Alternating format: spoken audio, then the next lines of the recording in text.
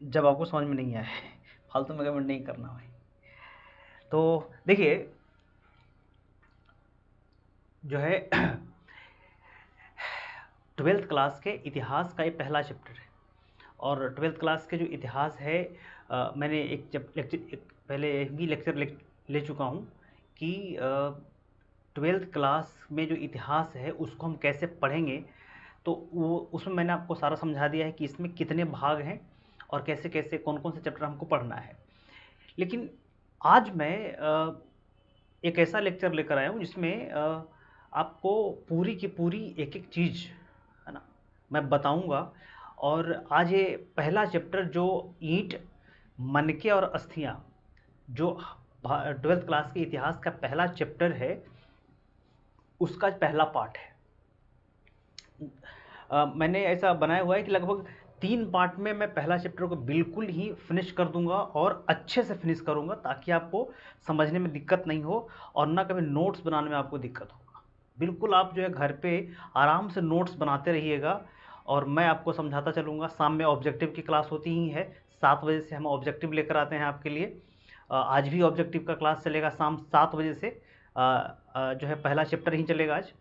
तो बिल्कुल आप निश्चिंत होकर के आप मेरे साथ जुड़े रहिए और लोगों को जोड़िए जो लोग आर्ट्स के क्लास करना चाहते हैं। मैंने एक बात आपको कही थी कि मैं बिल्कुल ही फ्री आपको सारा काम करवा दूंगा, ए टू जेड नोट्स के साथ मैं करवा दूंगा। कोई फीस नहीं आपका चार्ज करूंगा, ना मैं ये कहूँगा कि मेरे ऐप पे आइए, ऐसा कभी नहीं मैं कहूँगा। और बिल्कुल हम आपको फ्री में काम करवा देंगे। यहाँ पे पूरी की पूरी आर्स मैं ख़त्म कर दूंगा आपको, ठीक है। ज़रूरत पड़ेगी तो और मैं टीचर हैं और मेरे पास, तो मैं उनको भी लाऊंगा। तो सारा का सारा इतिहास, भूगोल, नागरिक, इकोनॉमिक्स से लेकर के सारा है ना, संगीत, मैथमेटिक्स, जो भी लोग हैं सबको मैं आर्ट्स में फिनिश करूंगा। होम साइंस हो सकता है कल मेरा एक लेक्चर आएगा होम साइंस पे। तो बिल्कुल आप जुड़े रहिए मेरे साथ और लोगों को भी शेयर करते रहिए। शुरू करते हैं। देखिए पहला जो चैप्टर है काफ़ी महत्वपूर्ण है और मैंने आपको जो है पीपीटी के माध्यम से, इसमें बहुत सारे मैप है, बहुत सारा जो फिगर्स वगैरह है, जैसे मैं आपको एक मिनट दिखाई देता हूँ, थोड़ा सा आपको क्लिप दिखाता हूँ। जैसे पहला ही है इस प्रकार से ये मैप है। मैं आपको इसमें समझाऊंगा कि कौन कौन सी सभ्यताएं हुआ करती थी उस काल में। फिर आप देखिए कि हड़प्पा सभ्यता है पूरा का पूरा। अगर आपको दिख रहा हो तो बिल्कुल दिख रहा होगा, क्यों नहीं दिखेगा। फिर मैंने आप और भी लाया है यहाँ पे, आपको मैं एक बार दिखा दूँ। यहाँ पे कुछ मैंने मैप्स लाए हैं, मतलब कोई फ़ोटोग्राफ निकाल के लाए हैं आपके लिए, ताकि आपको समझने में दिक्कत नहीं हो। फिर आप देखिए कि यहाँ पे मैंने आपके लिए कुछ अलग से, तो ये जो चीज़ें हैं मैं एक एक करके आपको समझा दूंगा ताकि आपको बिल्कुल ही दिक्कत नहीं होगा और एकदम बिल्कुल निश्चिंत से आप रहिए। आपको बिल्कुल समझ में कहीं कोई दिक्कत नहीं होगी, ठीक है। तो चलिए शुरू करते हैं। देखिए आज जो टॉपिक है हमारा कि ईंट, मनके और अस्थियां, जो हड़प्पा सभ्यता का पहला टॉपिक है। अब इसमें समझाने की कोई ज़रूरत नहीं है कि भारत जो भारतीय इतिहास है उसको हम लोगों ने 3 भागों में बांटा हुआ। बस थोड़ा सा मैं आपको ब्रीफिंग कर दूं कि अगर हम इतिहास की बात करते हैं ना, तो इतिहास को, भारतीय इतिहास को हम लोगों ने 3 भागों में पढ़ना है, ठीक। एक है प्राचीन, नहीं दिख रहा है आपको, नहीं दिख रहा तो मैं आपको यहाँ से अब कलम चेंज कर लेते हैं तो दिखेगा आपको। ये हो गया आपका प्राचीन प्राचीन भारत। और एक हो गया मध्यकालीन भारत। और एक हो गया आधुनिक भारत, ठीक है। तो हम लोग शुरू करेंगे कहाँ से? प्राचीन भारत से, फिर मध्यकालीन पे चलेंगे, फिर आधुनिक पे चलेंगे। क्लियर? तो एक एक करके सारा चैप्टर को मैं धीरे धीरे करके आपको फिनिश करूंगा। तो शुरू करते हैं। देखिएगा, अब देखिए कि जैसी मैं बात करता हूं कि सभ्यता है ना, जैसे कि यहाँ पे कहा गया, हाँ, हड़प्पा सभ्यता पहला चैप्टर ही है। ईंट, मनके और अस्थियां, और नीचे है हड़प्पा सभ्यता, ठीक। तो हड़प्पा सभ्यता क्या है और हड़प्पा सभ्यता जो है ये किस चिड़िया का नाम है, क्या है सभ्यता? तो देखिए बात आती है कि सभ्यता और संस्कृति दो अलग अलग चीज़ें हैं, ठीक है। सभ्यता और संस्कृति दो अलग अलग चीज़ें, मैं आगे समझाऊंगा इसको। सभ्यता क्या है, संस्कृति क्या है, भाषा क्या है, लिपि क्या है, विरासत क्या है, सारा मैं भी डील कर दूंगा आपको। बिल्कुल आपको क्रिस्टल क्लियर हो जाएगा, आप बिल्कुल समझ जाएंगे, कोई दिक्कत आपको नहीं होगी। तो सभ्यता कहते हैं ना कि कोई खास संस्कृति के बड़े पैमाने पर फैल जाने से एक मानदंड स्थापित होता है, एक आप कह सकते हैं कि एक प्रकार का कल्चर फैल जाता है बहुत बड़े क्षेत्रों में, उसी को हम सभ्यता बोलते हैं। ठीक, जैसे कि दुनिया में कई प्रकार की सभ्यताएं थी, जैसे कि भारत में हड़प्पा सभ्यता थी, यानी कि सिंधु घाटी सभ्यता थी। देखिए, हड़प्पा सभ्यता को ही हम लोग क्या कहते हैं, सिंधु घाटी सभ्यता कहते हैं। भाई याद रखिएगा, मैं आगे आपको समझा दूंगा। ये जो हड़प्पा सभ्यता लिखा हुआ है ना, इसी को हम लोग क्या कहते हैं, सिंधु घाटी सभ्यता। सिंधु घाटी सभ्यता, हड़प्पा सभ्यता को ही सिंधु घाटी सभ्यता भी बोलते हैं। ठीक है, तो बात आती है कि क्या पूरे दुनिया में एक ही सभ्यताएं थी कि और भी सभ्यताएं थी?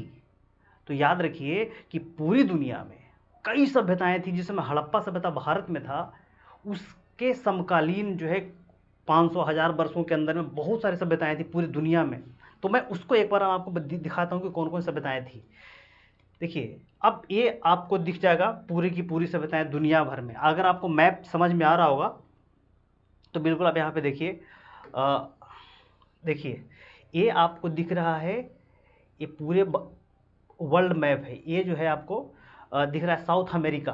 ठीक है, ये हो गया नॉर्थ अमेरिका, उत्तरी अमेरिका, ये हो गया दक्षिण अमेरिका, ये है अफ्रीका, ठीक, ये है यूरोप, ये वाला जो इलाका है यहाँ से है यूरोप, ये है एशिया, ठीक है। अच्छा देखिए, ऑस्ट्रेलिया है, ऑस्ट्रेलिया में कोई सभ्यता नहीं थी। 1 2 3 4 और 5 ऐसे महाद्वीप हैं, वहाँ पे आपको सभ्यताएं मिलती हैं। तो सबसे पहले देखिए कि यहाँ पे साउथ अमेरिका में एक सभ्यता है, उसका नाम है इंका सभ्यता। साउथ अमेरिका में एक सभ्यता है, उसका नाम है इंका सभ्यता। ठीक, लेकिन पहले मैं आ जाता हूँ आपको भारत पर। देखिए, ये है आपका भारत का मैप, ये वाला। ठीक, ये मैप आपको भारत का है। तो यहाँ पे ये वाला जो दिख रहा है, ये सभ्यता, ये है हमारा सिंधु घाटी सभ्यता, यानी कि इंडस वैली सिविलाइजेशन, सिंधु घाटी सभ्यता। अगर मैं आप कहिएगा तो मैं कलम चेंज कर लूँ। ये जो है आपको सिंधु घाटी सभ्यता है। ठीक, इसके ऊपर में यहाँ पे देखिए, यहाँ पर ये चीन की सभ्यता है, शांग सभ्यता, सांग डायनेस्टी ये है यहाँ पे, ये चीन में है शांग सभ्यता। भारत में सिंधु घाटी सभ्यता यहाँ पे आपको दिख जाएगा।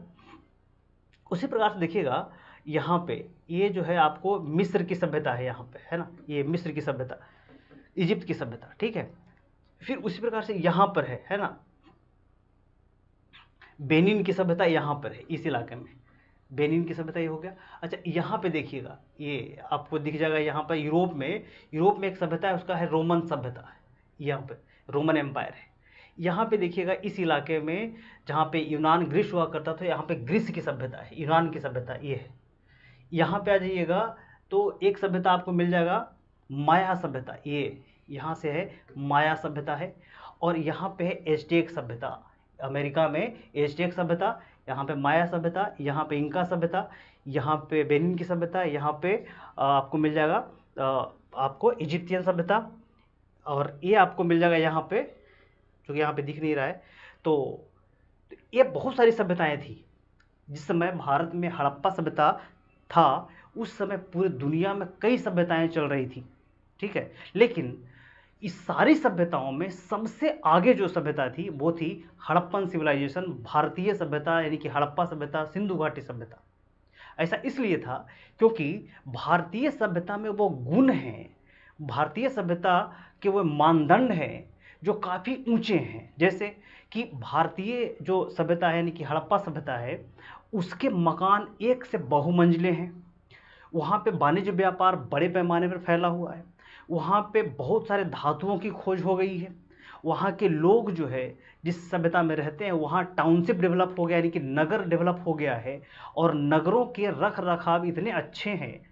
सबसे बड़ी बात है कि वहाँ पे वाटर मैनेजमेंट, यानी कि पानी के आवागमन की सुविधा इतनी बढ़िया है कि वैसी पानी की सुविधा किसी भी सभ्यता में नहीं है। चाहे इंका हो, एज़टेक हो, माया हो, चाहे इजिप्ट की सभ्यता हो, यानी कि मिस्र की सभ्यता हो, रोमन हो, ग्रीस हो, आप देख लें कि यहाँ पे चीन में सांग सभ्यता हो, ऐसी व्यवस्था किसी भी सभ्यता में नहीं है जितनी बढ़िया व्यवस्था कहाँ पे है, हड़प्पन सिविलाइजेशन में है। तो पहली बात कि पूरी दुनिया में सभ्यताएं फैली हुई थी जिस समय भारत में हड़प्पा सभ्यता चल रहा था। क्लियर? अब आगे बढ़ते हैं यहाँ से। ये तो सभ्यता की बात मैंने बता दी। ऐसा नहीं कि केवल आपको ऐसा लगे कि पूरी दुनिया में एक हड़प्पा सभ्यताएं थी, नहीं, पूरी दुनिया में और भी कई सभ्यताएं थी, लेकिन यहाँ की जो स्थिति है, बाकी सभ्यताओं की जो स्थिति है, वो उतनी अच्छी नहीं थी जितनी अच्छी भारत में हड़प्पा सभ्यता की स्थिति थी, भारत में सिंधु घाटी सभ्यता की स्थिति थी।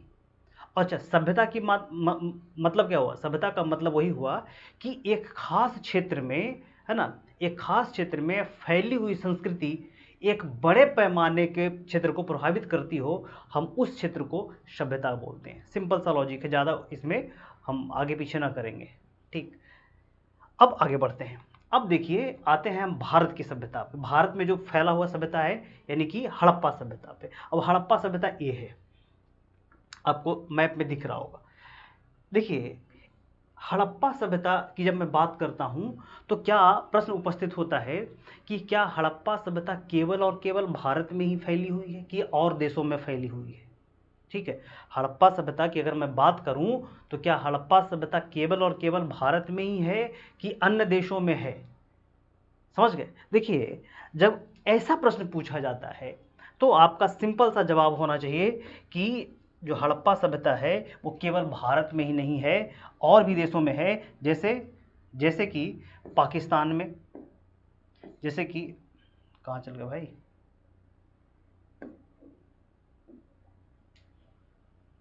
हाँ, जैसे कि देखिए, हड़प्पा सभ्यता की अगर मैं बात करूं तो हड़प्पा सभ्यता जैसे पाकिस्तान में है, पाकिस्तान में, जैसे भारत में, जैसे अफगानिस्तान में, अफगानिस्तान में। तो ये 3 देशों में हड़प्पा सभ्यता का विस्तार है। लेकिन बात आती है कि क्या आज़ादी के पहले भी थी? नहीं, आज़ादी के पहले अफगानिस्तान, पाकिस्तान तो सब भारत में ही था, क्योंकि आज़ादी के पहले तो सब ब्रिटिश एम्पायर में थे, तो वो सब एक ही भारत में ही आता था। लेकिन आज़ादी के जो बाद है, आज़ादी के बाद, आज़ादी के बाद ये जो है 3 देश अलग बट गए, अफगानिस्तान अलग हो गया, पाकिस्तान अलग हो गया, भारत अलग हो गए, तो अब 3 देशों में इसका विस्तार हो गया।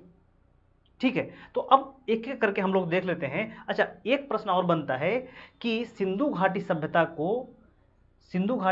को हम लोग और किस नाम से जानते हैं? तो देखिए, सिंधु घाटी सभ्यता को हम लोग और किस नाम जानते हैं? तो इसको कहते हैं हम लोग हड़प्पा सभ्यता। ठीक है, हड़प्पा सभ्यता एक नाम है इसका, सिंधु घाटी सभ्यता, सिंधु घाटी सभ्यता, और एक नाम इसका है संधैव्य सभ्यता, संधैव्य सभ्यता, संधैव्य सभ्यता। तो ये 3 नाम जानते हैं, तीनों एक ही नाम है। ठीक है, हड़प्पा इसलिए नाम पड़ा है क्योंकि सबसे पहले हड़प्पा नामक गांव में इस सभ्यता की खुदाई का काम शुरू हुआ, इसलिए इसका नाम पड़ गया हड़प्पा सभ्यता। दूसरा, सिंधु घाटी सभ्यता इसलिए कहते हैं क्योंकि सिंधु नदी के क्षेत्र के आसपास इस सारी सभ्यताओं का विकास हुआ है। वहीं से आता है इसका संधैव्य सभ्यता भी नाम, और सिंधु घाटी सभ्यता भी नाम है, और हड़प्पा सभ्यता भी नाम। क्लियर है? अब हम एक एक करके स्थल देख लेते हैं कि कौन सा स्थल सिंधु घाटी सभ्यता में कहाँ कहाँ है, ताकि आपको समझ में आ जाए। देखिए, हड़प्पा सभ्यता की अगर हम बात करते हैं तो मैं आपको एक मैप दिखा देता हूँ आपको यहाँ से। देखिए कि ये वाला जो इलाका आपको दिख रहा है, ये है ना, ये वाला इलाका यहाँ से यहाँ तक ऐसे, ये हो गया भारत। इसके बाद आपको ये इलाका आपको दिख जाएगा, ये हो गया पाकिस्तान, यहाँ से यहाँ तक का इलाका, और यहाँ से आपको दिख जाएगा, यहाँ से इलाका ये अफ़गानिस्तान का इलाका है, ये वाला, ये अफ़गानिस्तान का इलाका है। तो ये हो गया अफ़गान, ये हो गया पाकिस्तान, और ये हो गया भारत।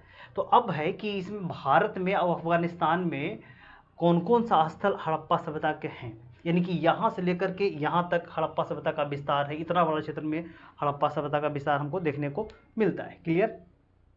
अब देखिए कि अब एक एक करके हम इसको देख लेते हैं कि कौन कौन से स्थल कहाँ है। तो सबसे पहले देखिए कि हड़प्पा सभ्यता के पूर्वी स्थल, और हड़प्पा सभ्यता के पश्चिमी स्थल, हड़प्पा सभ्यता के उत्तरी स्थल, और हड़प्पा सभ्यता के दक्षिणी स्थल।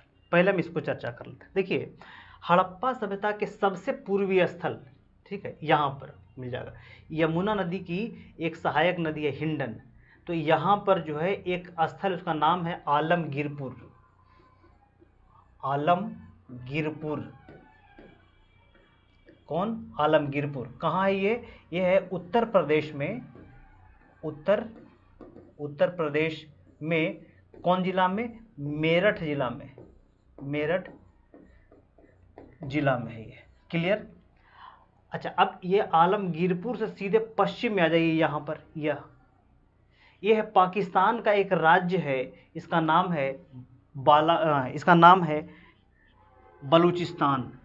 बलूचिस्तान राज्य में एक स्थल, उसका नाम है सुतका गेंडोर। यहाँ पे लिखा हुआ है, मैं लिख देता हूँ, सुतका गेंडोर, सुतका गेंडोर। और ये बलूचिस्तान में है। और यहाँ पे एक नदी है, उसका नाम है दशाक नदी, ठीक है।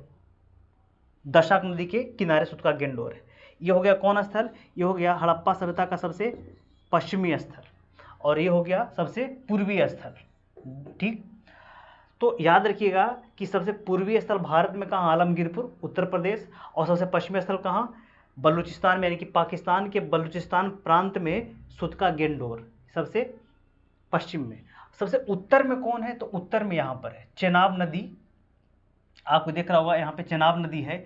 चेनाब नदी में मांदा लिखा हुआ है यहाँ पे। चेनाब नदी में एक स्थल, उसका नाम है मांदा, ठीक है। यहाँ पे आपको दिख रहा होगा यह मांदा। ये मांदा जो है ये हड़प्पा सभ्यता का सबसे उत्तरी स्थल है, ऊपर में। और सबसे दक्षिणी स्थल कहाँ है? तो दक्षिणी स्थल नीचे है, ये गोदावरी नदी यहाँ पे आपको दिख रहा है।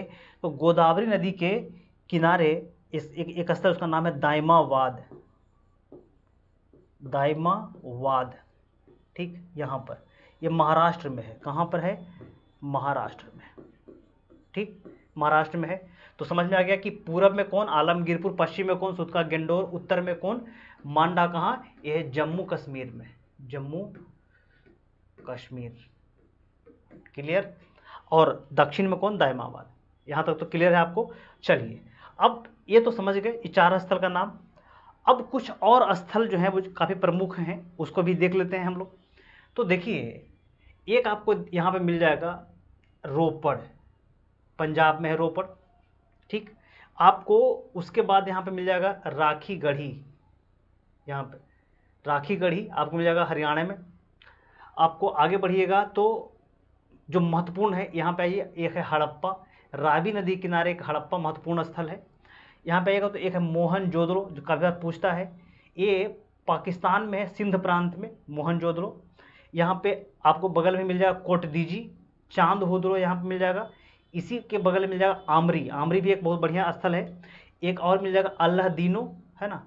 एक अब भारत में आएगा तो एक मिल जाएगा स्थल जो गुजरात में है, वो है धौलावीरा। काफ़ी बार पूछा गया है धौलावीरा, धौलावीरा इसलिए काफ़ी बार पूछा गया है क्योंकि धौलावीरा में वाटर मैनेजमेंट यानी कि पानी की बहुत अच्छी व्यवस्था है, पानी के आवागमन की बहुत अच्छी व्यवस्था है धौलावीरा में, ठीक है। उसके नीचे देखिए कि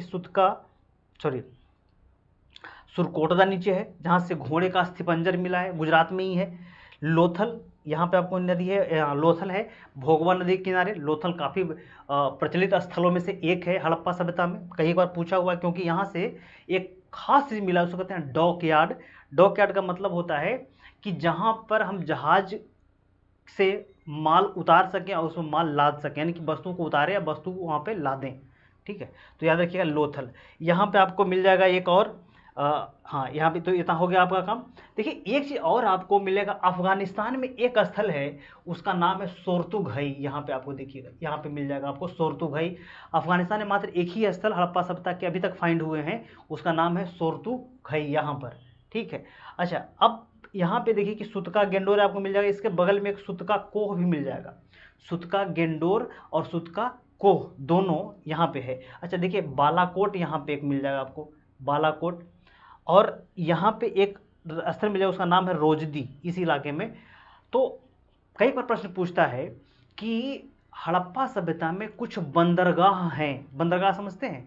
बंदरगाह का मतलब होता है कि जहाँ पर पानी वाला जहाज आकर के रुके और अपना सामान वहाँ उतारे या फिर वहाँ से सामान लादे, उसको हम बोलते हैं बंदरगाह। जहाँ पर पानी वाला जहाज रुकता है उसको हम बंदरगाह बोलते हैं।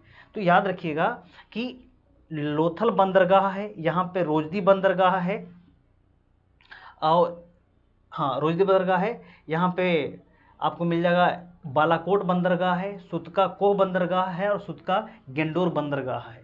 ठीक है, तो इतने सारे बंदरगाह हैं हड़प्पा सभ्यता में।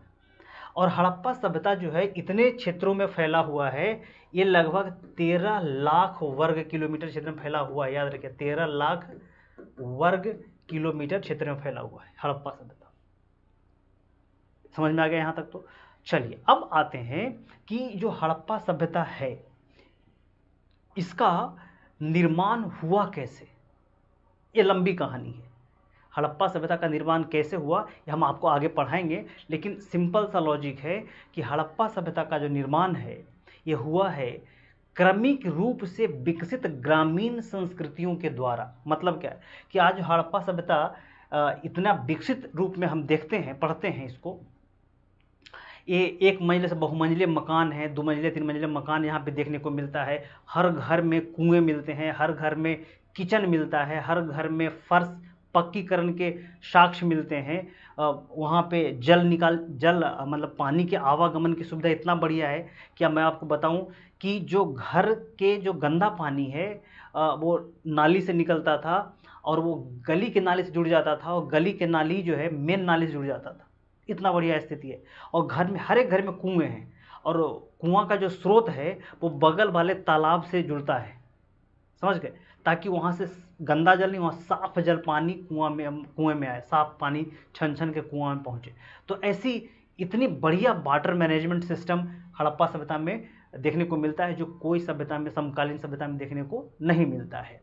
तो 13 लाख वर्ग किलोमीटर क्षेत्र में हड़प्पा सभ्यता फैला हुआ है। अब हम इसको एक एक करके देखते हैं। जैसे यहाँ पे और भी है, कालीबंगा है, राखीगढ़ी है, धौलावीरा है, बहुत सारा स्थल और है। तो चलिए हम आगे चलते हैं। अब आते हैं सीधे टॉपिक पे आते हैं कि अब इतिहास क्या है। समझ गए? लेकिन इतिहास जानने से पहले मैं कुछ आपको और चीज़ें समझाता हूँ। देखिए, जब भी हम इतिहास का अध्ययन करते हैं तो इतना तो आपको पता होना चाहिए कि इतिहास जो है, ध्यान सुनिएगा, इतिहास का अध्ययन हम करते हैं तो पहले ये पता होना चाहिए कि इतिहास को हम कितने भागों में बांटते हैं। इतिहास को हम लोग कितने भागों में बांटते हैं? तो देखिए, मुख्य रूप से इतिहास को 2 भागों में बांटते हैं। 2 भागों में, एक भारतीय इतिहास और एक विश्व इतिहास।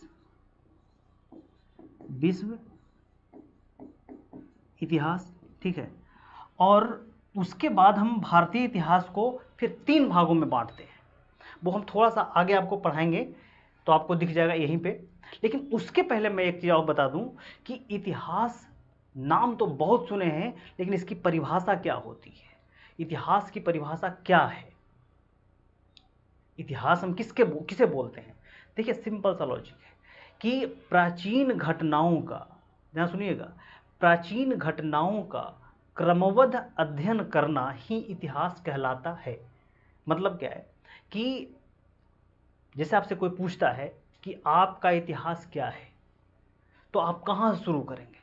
आप शुरू करेंगे कि भाई हमारे दादाजी के दादाजी ये थे, दादाजी हमारे ये रहे, उसका पिताजी हमारे ये हैं, और मैं ये हूँ।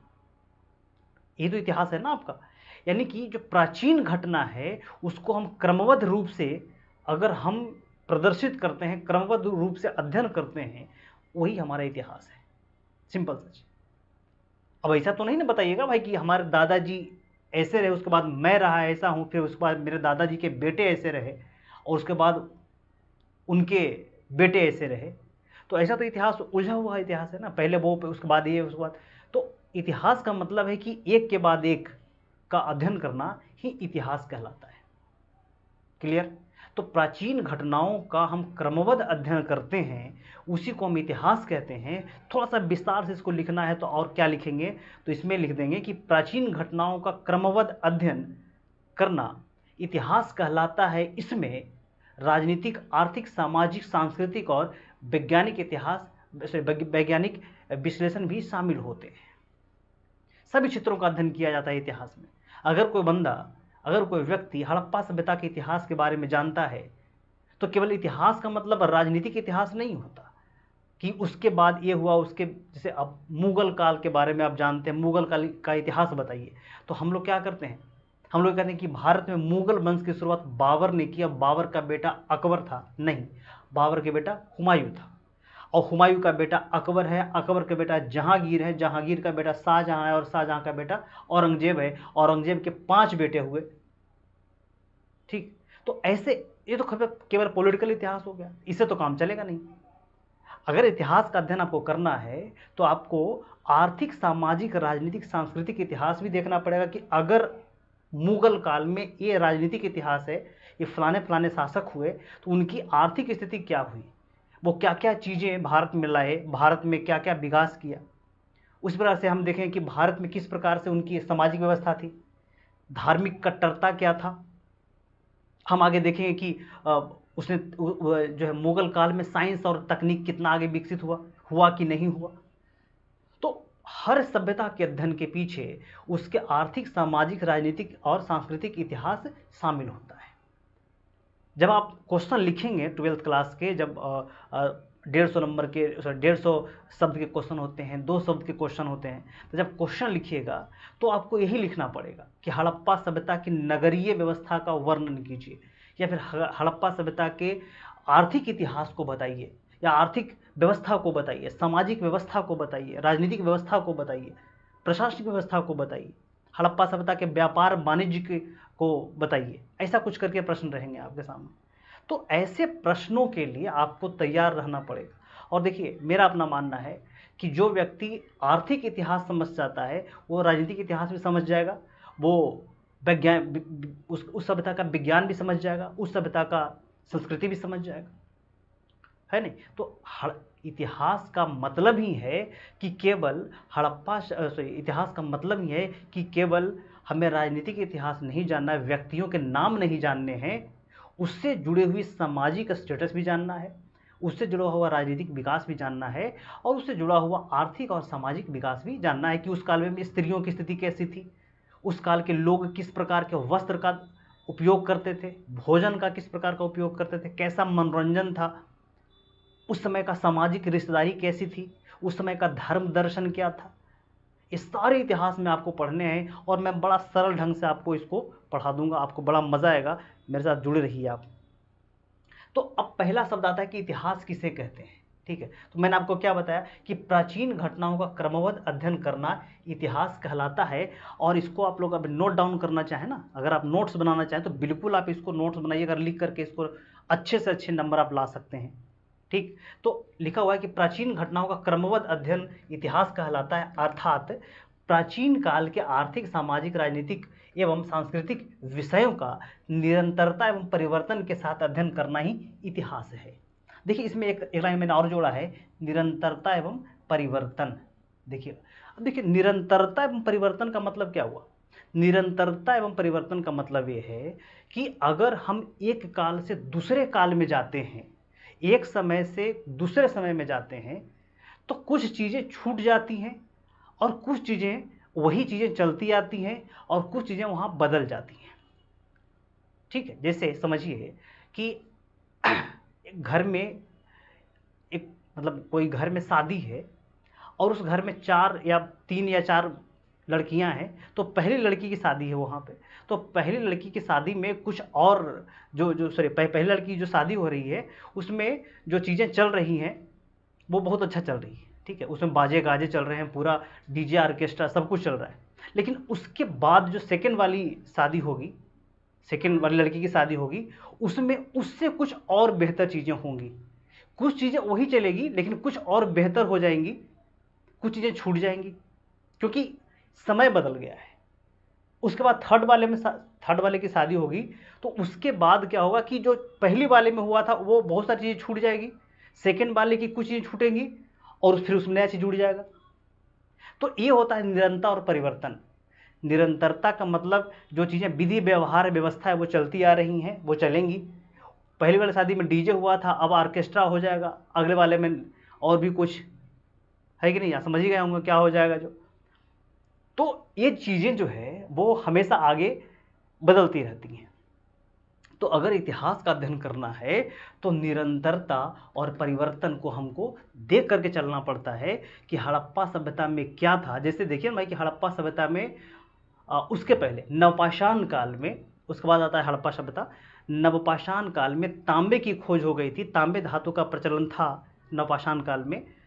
उस पर जब हड़प्पा सभ्यता आता है तो उसमें सोने, चांदी, टीन का प्रचलन हो गया, एक नया धातु बन गया, उसको कहते हैं कांसा, कांसा का प्रचलन हो गया। तो कुछ चीज़ें निरंतर जारी रही और कुछ चीज़ें परिवर्तन हो गया और कुछ चीज़ें जो है उसमें से और आगे बढ़ जाएगा। तो ये है निरंतरता और परिवर्तन, ध्यान सुनिएगा। तो इतिहास किसको बोलते हैं कि प्राचीन घटनाओं का क्रमबद्ध अध्ययन करना इतिहास कहलाता है। और देखिएगा कि अर्थात मैंने लिखा है कि प्राचीन काल के आर्थिक, सामाजिक, राजनीतिक एवं सांस्कृतिक विषयों का निरंतरता एवं परिवर्तन के साथ अध्ययन करना ही इतिहास कहलाता है। डन है, समझ में आ गया होगा। तो ये हमारा इतिहास। अब एक नेक्स्ट पॉइंट पे चलते हैं। एक पॉइंट और क्लियर कर देता हूं मैं यहाँ पर आपको कि इतिहास का पिता कौन है ना। इतिहास का father of history Herodotus. Clear. Bharat में इतिहास का फादर किसको बोलते हैं, भारतीय इतिहास का पिता बोलते हैं मेगस्थनीज को। दूसरा कि भारतीय पुरातात्विक इतिहास का पिता किसको बोलते हैं। मैं एक बार फिर से मैं लिख देता हूं, बहुत सारे लोग नहीं लिख पाते हैं, तो याद रखिएगा कि इतिहास का फादर का पिता कौन है भैया, तो ये है आपको हेरोडोटस। हेरोडोटस। क्लियर। अच्छा, भारतीय इतिहास का पिता, यहां पे मैं लिख देता हूं भारतीय इतिहास का पिता ई कौन है, तो यह है मेगस्थनीज है। अच्छा, भारतीय पुरातत्व इतिहास का पिता कौन है, तो वो है आपका कनिंघम। ठीक। अच्छा, भारतीय इतिहास की पहली पुस्तक किसने लिखी है, भारतीय इतिहास की पहली पुस्तक किसने लिखी है, ये जरा बताइएगा आप लोग। चलिए मैं ही बताता हूं।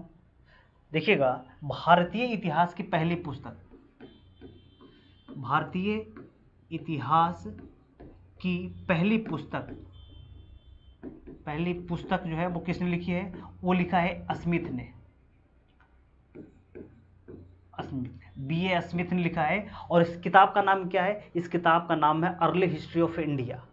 अर्ली हिस्ट्री ऑफ इंडिया इसके पुस्तक का नाम है जो B.A. स्मिथ ने लिखा है। क्लियर। दूसरा एक प्रश्न और बन जाता है यहाँ से कि जब हम इतिहास का अध्ययन कर ही रहे हैं, ठीक, तो एक चीज़ और इसको यहाँ पे क्लियर कर देता हूँ मैं आपको। अब क्लियर मैं ये कर देता हूँ कि हाँ, यहाँ तक तो ठीक है, बिल्कुल ठीक है। अब एक चीज़ मैं बता दूँ कि आपने क्या देखा था कि इतिहास के दो भागों में हम लोगों ने बांटा था। इतिहास को हम लोगों ने दो भागों में बांटा, एक भारतीय इतिहास और एक विश्व इतिहास। अब देखिए, विश्व इतिहास हमको पढ़ना नहीं है, 12th क्लास में विश्व इतिहास नहीं पढ़ना, 11th में पढ़ना है विश्व इतिहास। तो हम लोग विश्व इतिहास पर चर्चा ही नहीं करेंगे। अगर विश्व इतिहास होता तो मैं बिल्कुल आपको इतिहास पढ़ाता, लेकिन विश्व इतिहास हमको पढ़ना नहीं है। अब आइए भारतीय इतिहास। अब आती है बात कि भारतीय इतिहास जो है इसको लिखा किसने है, तो इसको लिखा है ब्रिटिश ने। ठीक है, भारतीय इतिहास के बारे में ब्रिटिश ने लिखा है। आपको एक बात मैं बताऊं कि भारतीय इतिहास के बारे में खुद भारतीयों को भी नहीं पता था। भारतीय इतिहास के बारे में खुद भारतीयों को नहीं पता था। ब्रिटिश के आने के पहले तक हमारा इतिहास इतना ही जाना जाता था कि भारतीय इतिहास की शुरुआत होती है कहाँ से, अशोका द ग्रेट से, भगवान बुद्धा से, बौद्ध धर्म से, भगवान बुद्ध के काल से भारतीय इतिहास की शुरुआत होती है। वो तो ब्रिटिश आए हमारे के यहाँ और आकर के उन्होंने अनजाने में जो खुदाई करना शुरू किया और वहाँ से निकलना शुरू हुआ कि भाई हमारा इतिहास तो 5000 साल पुराना है। ये बात ब्रिटिश को भी नहीं पचा पाए, वही इतना पुरानी सभ्यता। लेकिन खैर, भारतीय इतिहास की जो विशद व्याख्या ब्रिटिशर्स ने ही की है, लेकिन उस व्याख्या में बहुत सारे गलती करके चले गए। जैसे जाति व्यवस्था को उन्होंने भारतीय समाज में ला दिया, जो कि भारतीय समाज में जाति व्यवस्था था ही नहीं, वो तो ब्रिटिश की देन है। उन्होंने आकर लिख दी कि भाई भारत में इतनी सारी जातियां हैं। खैर वो अलग चीज़ है। हमारे क्या वर्ण में विभाजन हुआ करता था, जाति में विभाजन नहीं था, वर्ण विभाजन था। वर्ण जैसे आप हम आगे आपको पढ़ाएंगे, उसमें लेक्चर अलग चला जाएगा तो गड़बड़ा जाएगा मामला। तो देखिए, अब देखिए इतिहास हमने दो भागों में बांटा था, एक भारतीय इतिहास, दूसरा विश्व इतिहास। अब यहाँ पे आइएगा कि जो भारतीय इतिहास को 3 भागों में बांटते हैं, भारतीय इतिहास को 3 भागों में बांटते हैं, एक प्राचीन, दूसरा मध्यकालीन और तीसरा आधुनिक काल। ये 3 भागों में हम लोगों ने इतिहास को बांट दिया है और हमको तीनों ही पार्ट पढ़ना है। ये तीनों पार्ट में से कुछ कुछ टॉपिक हमको पढ़ना है इतिहास में। तो हम आगे बढ़ जाते हैं सीधे। मुझे उम्मीद है कि आपको समझ में आ रहा होगा। ये तो इतिहास देख लिए, इतिहास के अध्ययन के काल निर्धारण देख लिए। अब देख लीजिए कि इतिहास के अध्ययन में हमें क्या क्या चीज़ों को शामिल करना पड़ेगा। किसी भी चीज़ को आपको जानने के लिए, खास करके इतिहास की व्याख्या करने के लिए, इतिहास को जानने के लिए आपको क्या क्या चाहिए, है ना, ये बहुत ज़रूरी है।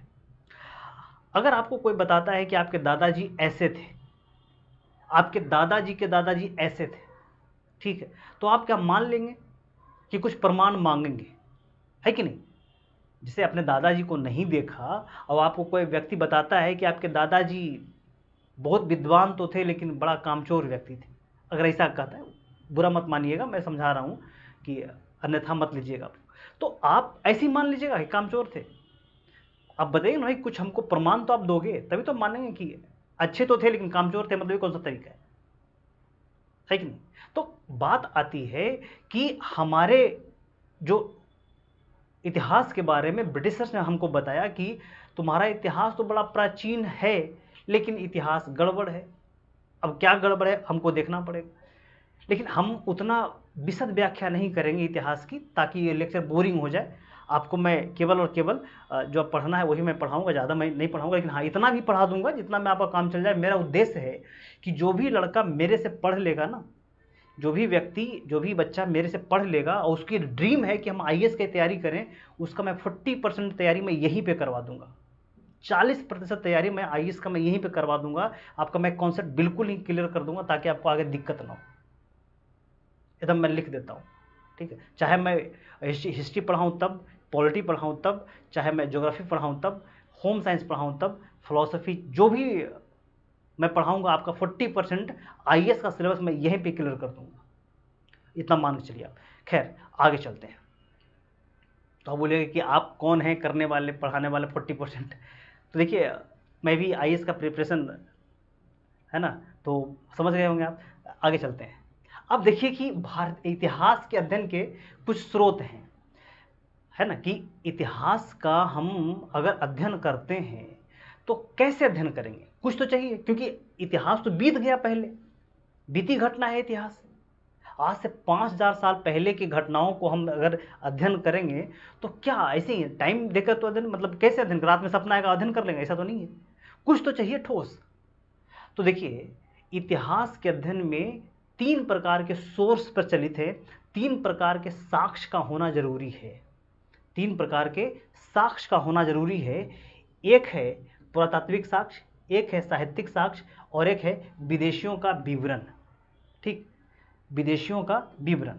जो लोग नहीं समझ रहे हैं मैं उनको बता दूं कि अगर मान लीजिए हड़प्पा सभ्यता के बारे में जानना है, या फिर उतना दूर नहीं चलते हैं, हम चलते हैं, अधिकांश लोग तो इसमें जो हमें देख रहे होंगे, जो 12th में पढ़ते होंगे, वो तो 2000 के दशक में ही पैदा हुए होंगे। तो अगर इतिहास को मैं एक छोटा सा उदाहरण दूं आपको कि हमें आज़ादी की लड़ाई के बारे में पढ़ना है, तो आप कहीं से किताब निकाल कर लाएंगे, किसी का लिखा हुआ लाएंगे। अभी तो बहुत सारे ऐसे लोग हैं जो जीवित हैं जिसमें आज़ादी की घटना उन्होंने देखी है, उनसे सुनेंगे, पुस्तक पढ़ेंगे, उनसे सुनेंगे, आज़ादी की चीज़ें, चिन्ह देखेंगे भाई कि ऐसी हुई थी घटना। ये जैसे जालियांवाला बाग हत्याकांड का, जो जालियांवाला बाग का क्षेत्र है अभी भी उसको दार्शनिक स्थल के रूप में रखा हुआ है, वहाँ जाकर लोग देखते हैं कि कैसे कैसे गोलियाँ चली है भाई। आज भी इस गोलियों का जो ये है क्या कह सकते हैं, दीवार में लगा है, उसमें छेद है, वो आज भी है, सारी चीज़ें आज भी है। तो इतिहास के अध्ययन के लिए हमें इसी प्रकार के पुरातात्विक, साहित्यिक और विदेशियों के विवरण की आवश्यकता पड़ती है। अब देखिए कि पुरातात्विक स्रोत किसको बोलते हैं। पुरातात्विक स्रोत वैसा स्रोत है जिसमें भौतिक चीज़ों को शामिल किया जाता है। पुरातात्विक स्रोत ऐसा स्रोत है जिसमें भौतिक चीज़ों को शामिल करते हैं। उदाहरण के लिए महल। देखिए, किसी राज्य के बारे में, किसी राजा के बारे में अगर आपको पढ़ना है तो आप क्या करेंगे? आप उसका जो महल है, खंडहर है, इसका तो अध्ययन करेंगे ही। तो भौतिक, याद रखिएगा, पुरातात्विक स्रोत में शामिल क्या है? तो महल, महल यहाँ पे शामिल है खंडहर, खंडहर, बर्तन, ठीक, मनके, मुहर,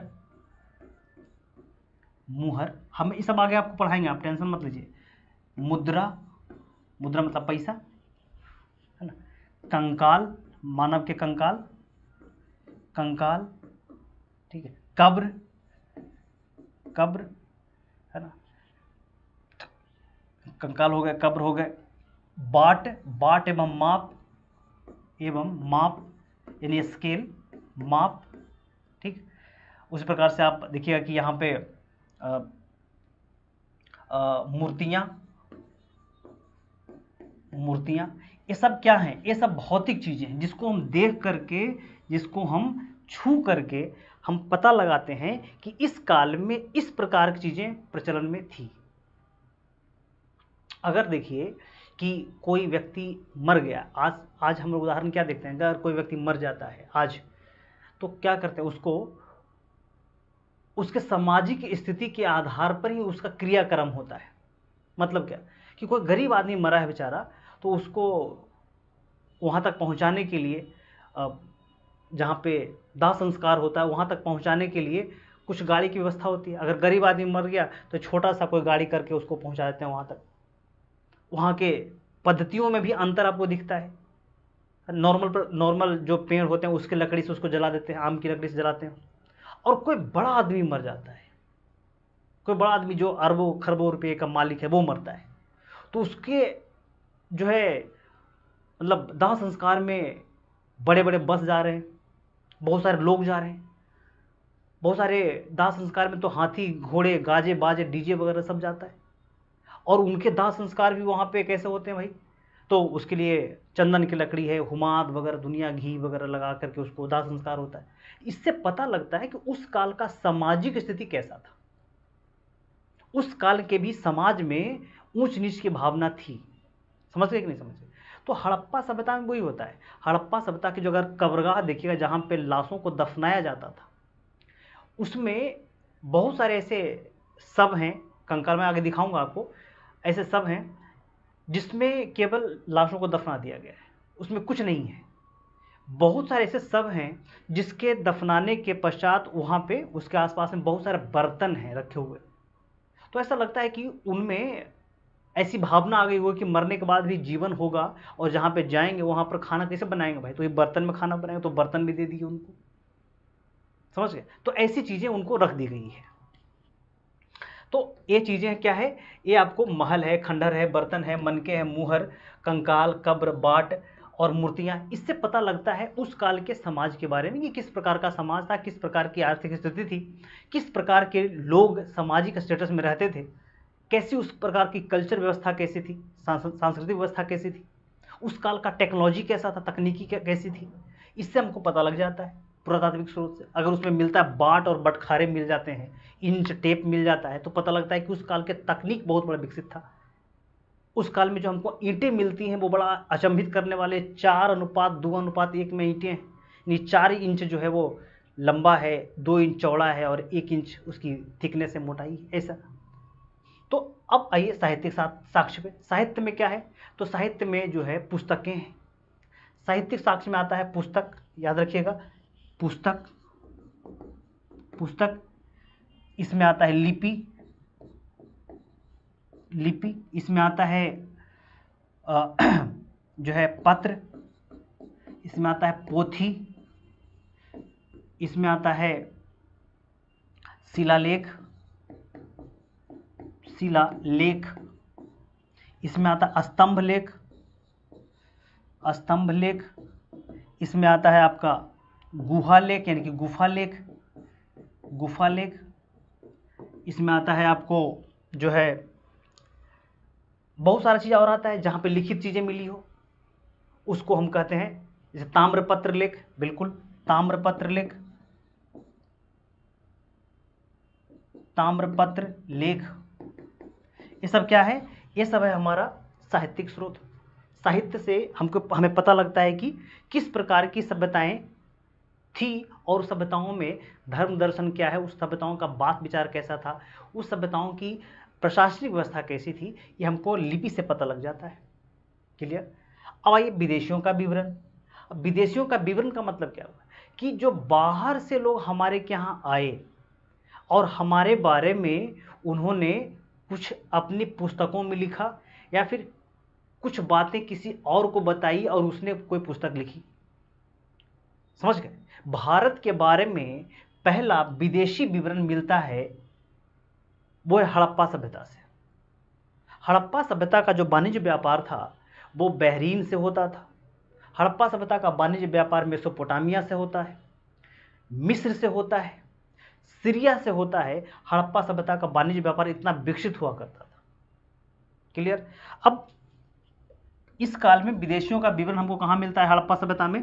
तो एक जगह मिलता है, वो क्या कहता है कि मेसोपोटामिया का एक शासक है, ठीक है, मेसोपोटामिया, मेसोपोटामिया का शासक कौन है भाई? तो सारगोन है, नाम है सारगोन। सारगोन भारत के बारे में यानी हड़प्पा सभ्यता के बारे में वर्णन करता है और कहता है कि दिलमन, माकन और मेलुहा, दिलमन, माकन और मेलुहा के व्यापारी हमारे के यहाँ लंगर डालते हैं, यानी कि जहाज रोकते हैं।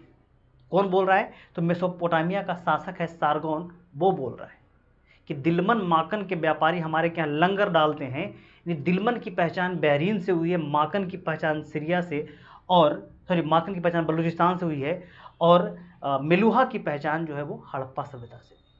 तो पहला विदेशी विवरण है ये। उसके बाद विदेशी विवरण हमको कहाँ से मिलता है?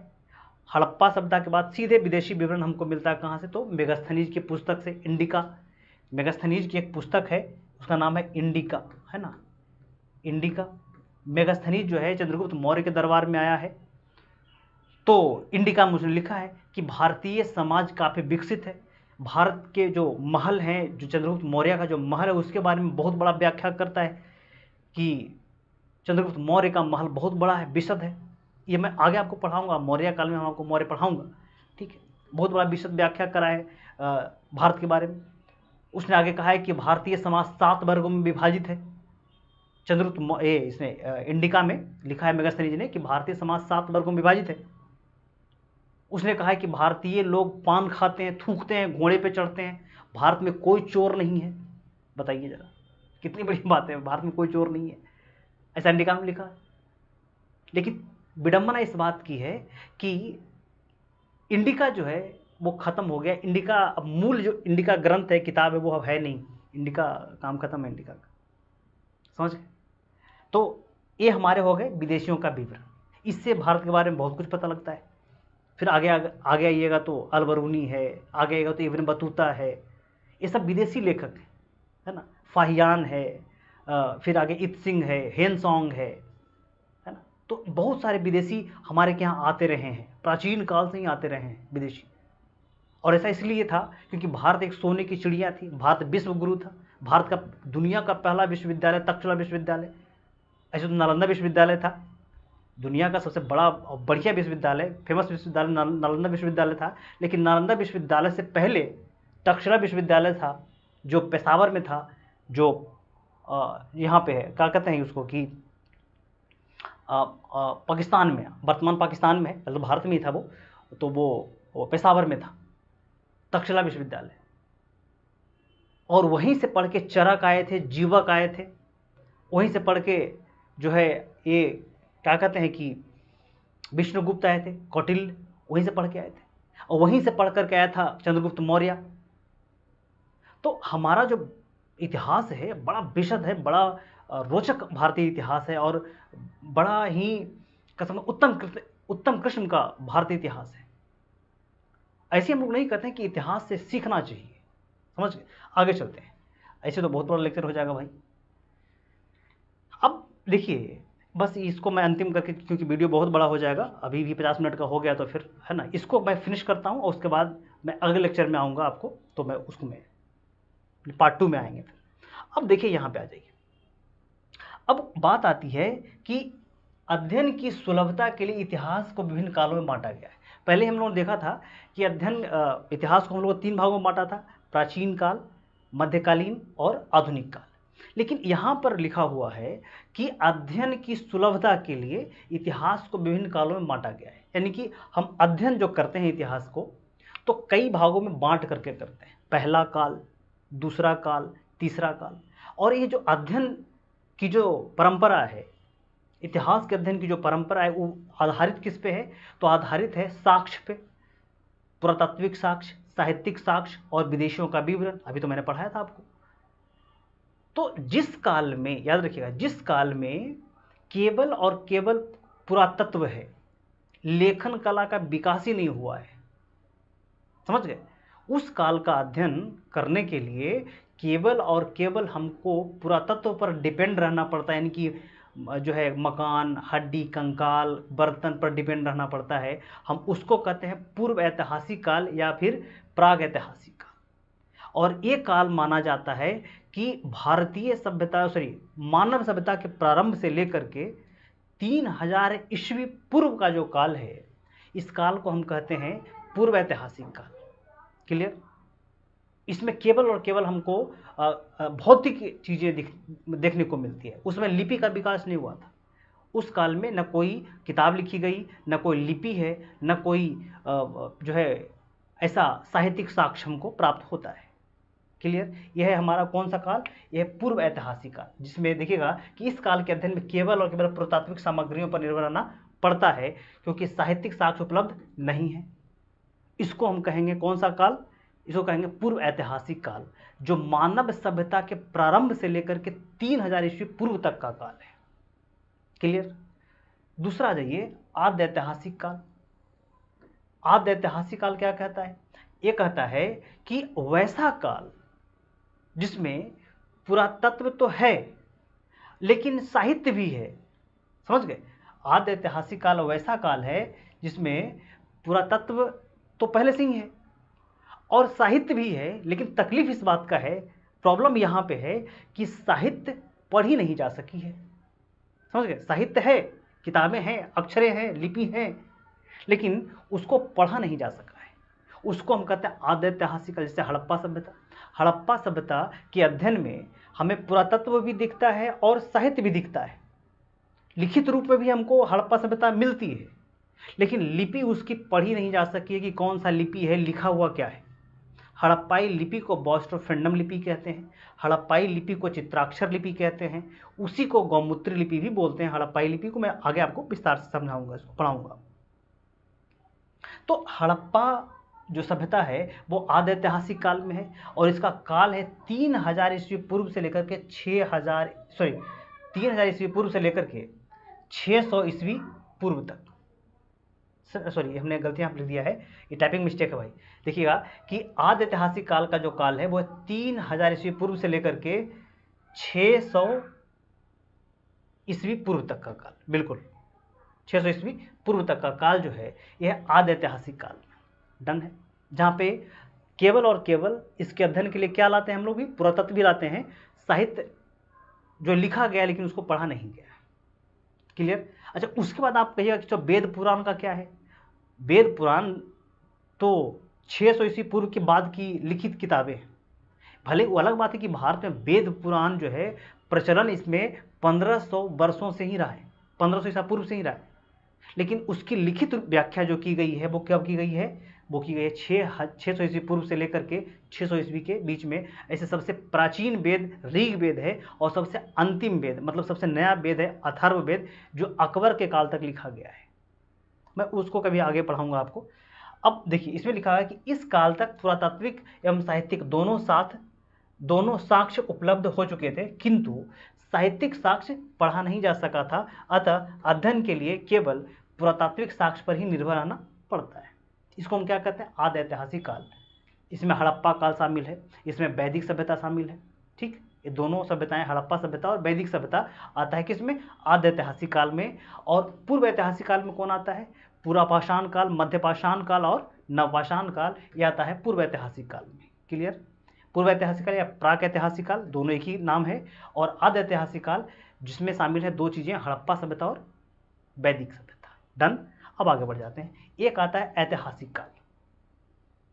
ऐतिहासिक काल यह है 600 ईस्वी पूर्व से लेकर के वर्तमान काल तक, यह है ऐतिहासिक काल। ऐतिहासिक काल में पुरातत्व भी उपलब्ध है और साहित्य भी उपलब्ध है, साहित्य पढ़ा भी जा चुका है और विदेशों का विवरण भी उपलब्ध है।